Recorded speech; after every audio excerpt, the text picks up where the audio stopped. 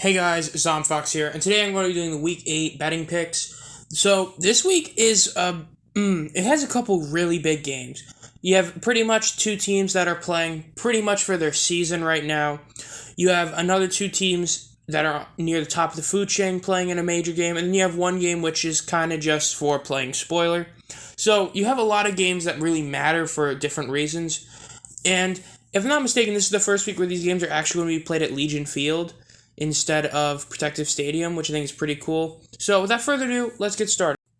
The first game of the week is going to be the Pittsburgh Maulers at the New Jersey Generals. This is a pretty wild one considering the fact that the Generals are now 8.5-point favorites, and they're minus 400 on the money line, and then the over-under is 41.5.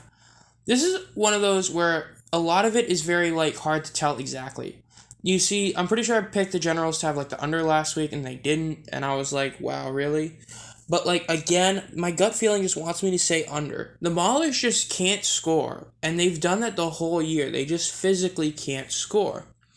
That being said, it's just hard for me to say under with how this league's been, but the last time these two teams played, the end score was 34 total points. But the Maulers have no idea what they're doing at QB. I was pretty much right. Kirby Wilson just is not a head coach. At least so far, he's shown that he is the worst coach in the USFL right now, I would say.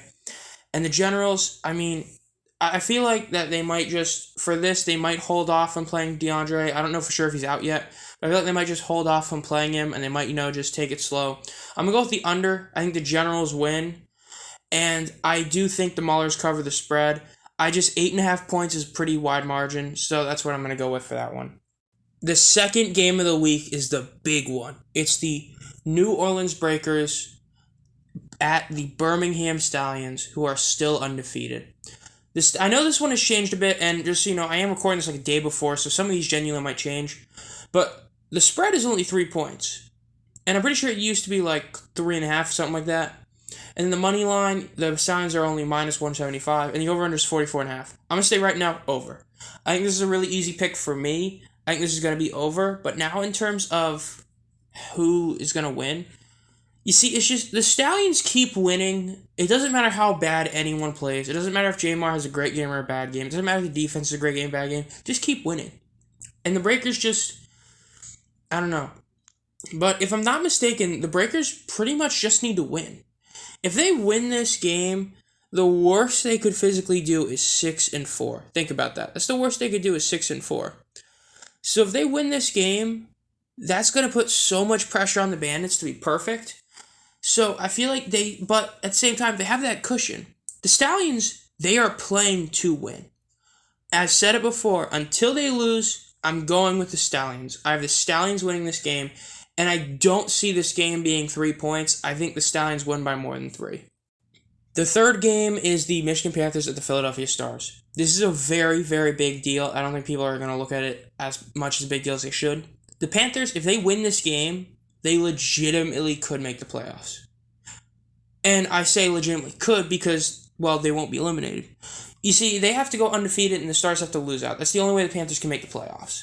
So, winning this game is paramount for them. They need to win this game, and especially considering that they're going to have another week with Josh Love, I believe, and he didn't play that well, but the team was still able to win. Their ground game is becoming pretty strong. I do think this is an upset. I think the Panthers actually end up winning this game, so I think they cover the spread, and I think they do it in an under. I really am shocked that the over-under is 47.5 for this one. It just seems kind of wrong that this is the highest over-under because of, I don't know, I guess because the Panthers had one great game.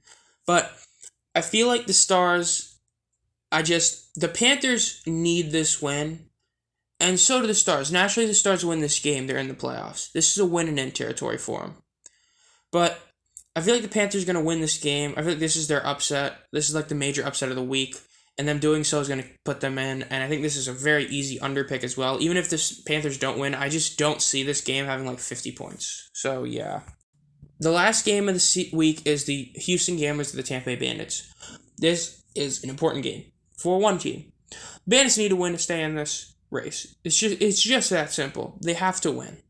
If they lose, I know technically I think there's a way if they lose they can still make the playoffs depending on how the Breakers game goes, but for the most part, the Bandits need to win this game. Now, as for the spread and over under and money line and stuff like that at 5.5, I don't know. It seems kind of whack, but at the same time, the gamblers. I was right when I said it last week. I didn't. I don't remember for sure if I got that spread pick right, but I was right. The gamblers were they were going to be defeated and they weren't going to play well. And I think the biggest takeaway is the fact that Donald Payne basically did a Chris Odom, single-handedly made that game close, and they ended up getting pwned. So, I think the Bandits win, and I think they win by more than 5.5, and I think it's going to be over. I think the Bandits are going to just try and, legitimately go for this title right now. I mean, they were, the preseason darlings for a lot of people, because of Tamu and all that, and how everyone was like, oh, he was so great in the XFL. And, I was one of those guys, and sadly, I've been wrong about that. But I guess it's one of those we'll just have to wait and see for sure, but I have the Bandits winning this game. I have them winning by more than 5.5, and I have this game being an over. So, overall, as for my overall record from this week and last week and stuff like that, I actually was 4-0 on the money line. I was right about all 4 teams winning. I think it was pretty easy for me to say that the favorite was going to win all those games.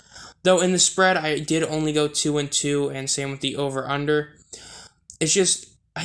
Over-under in this league is so whack. But the spread, it was just a couple of gut feeling picks that just didn't work out, or basing it on trends, and the trends didn't work. But so far, I have a decent record. I'm pretty much just 500 so far. Let's just put it this way. I literally am. I'm -4 on the spread. I'm -2 on the over-under, and I'm +6 on the money line. So I'm 50-50 on my total bets in terms of that. But I guess we'll just have to see if this, can improve a bit. I really think it can, but naturally I always think it can because, I gotta always believe the best. So, yeah, this has been ZomFox. If you enjoy this content, want to be notified as soon as I upload any video, make sure to subscribe and hit the bell. And as always, have a great night.